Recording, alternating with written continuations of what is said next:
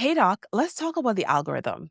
And I don't mean Mark's algorithm or whoever else. I mean your subconscious, that beautiful mind that got you so far and helped you achieve so much. I want you to think about it as like the ultimate algorithm.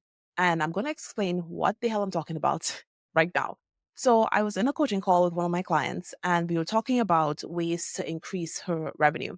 She's a family medicine doc, works at an FQHC, and wanted to save up to buy a house. And, what we were discussing was like, you can't really save to XYZ, especially in her particular situation. I don't think the solution is working harder. I think it's working smarter, getting higher paying opportunities. And we ended up talking about locums because it seemed like it would be a good fit for her to have some increased revenue that was also not taken away from her time with her daughter.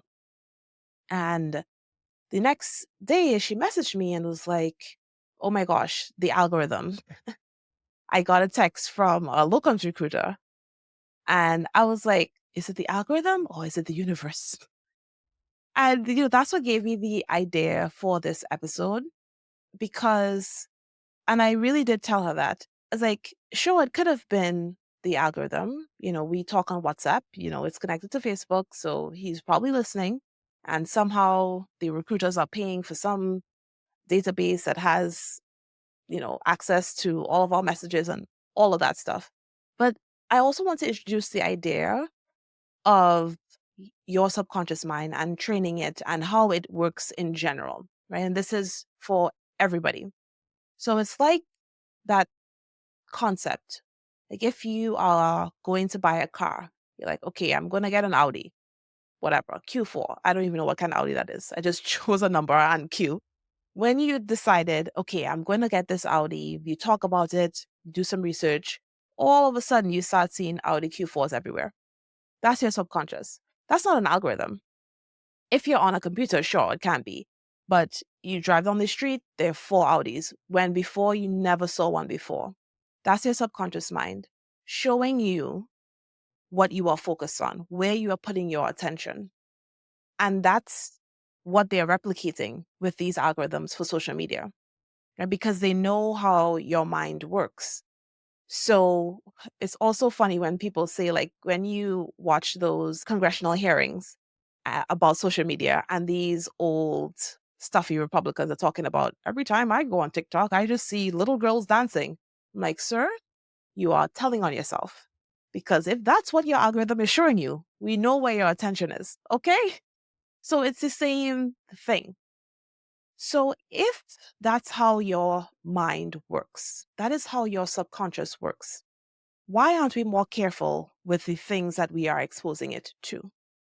With the constant stream that comes in, mainly from social media, and also the thoughts that we have, the friends that we keep, the media, family. Why are we not more careful?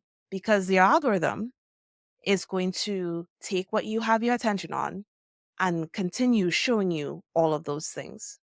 So if you are in a Facebook group where every other post is about divorce, I hate my husband, he's useless, that's what you're going to see in your own life. Your algorithm is going to show you all of the negative things your husband is doing, all the times that you told him to do something, he didn't do it. And you are going to start seeing things to confirm what you have your attention on because that's what your algorithm does. The same thing with any other topic that is stressing you out. If it's in your heart to open up a private practice, but you're in a group where it's just like private practice is dead, who wants to deal with all of that? I don't want to have to deal with insurance. I don't want all of those things. That is what your algorithm is going to show you. It's going to confirm that because that's what you're keeping your attention on. So on the flip side, that's where the affirmations come in, right? That's why I was never an affirmation person. I still have a hard time doing them. but it is like you are training your algorithm, you're training your subconscious mind to show you the things that you are focused on, to attract those things to you and to your life. And that's how they work. And that's why people who do them religiously report these major changes. And it doesn't even matter if you truly believe what you're seeing, just like it doesn't matter if you believe those posts, but if you continue to focus on them, you continue to see them, you don't leave that group, then that's what you're going to attract. That's what you're going to see. So that's the beauty of affirmations. You don't have to believe it. So if you are saying, I'm a millionaire over and over, it doesn't matter that you don't believe it. It's the story about Jim Carrey. You know how he wrote that check to himself? That was a form of an affirmation. It was a form of training his algorithm, something for him to focus on. And he put a date on it. And by that date, he got that check for what was it, Dumb and Dumber?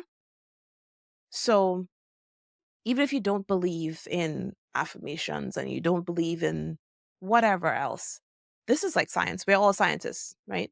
Your subconscious, everybody's subconscious works the same way.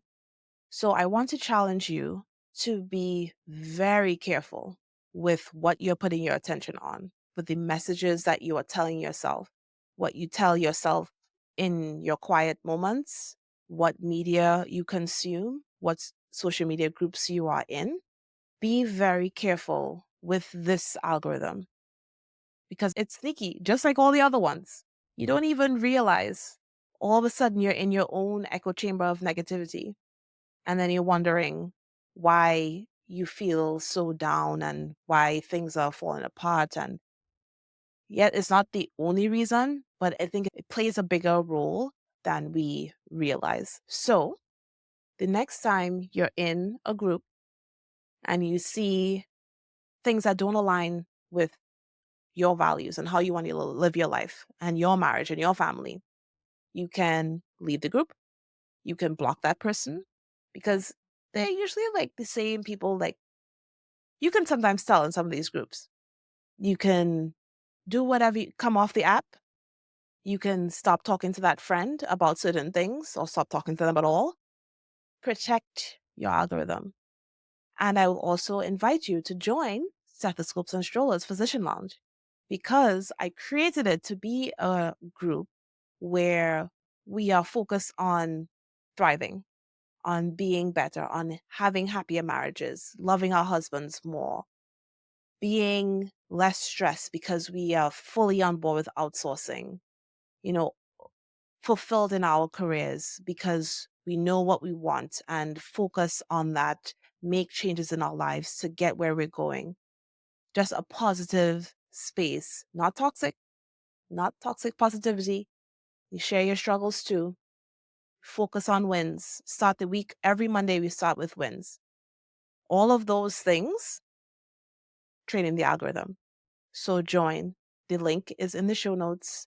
You can also just search Stethoscopes and Strollers on Facebook.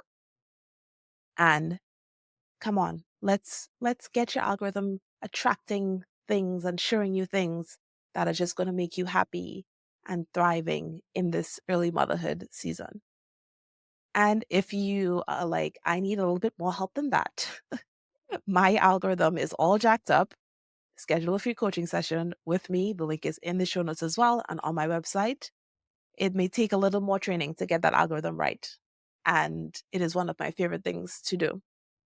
Right? So I will see you on the next episode of Stethoscopes and Strollers. Don't forget to share this episode with another doc who needs to tune up her algorithm a little bit.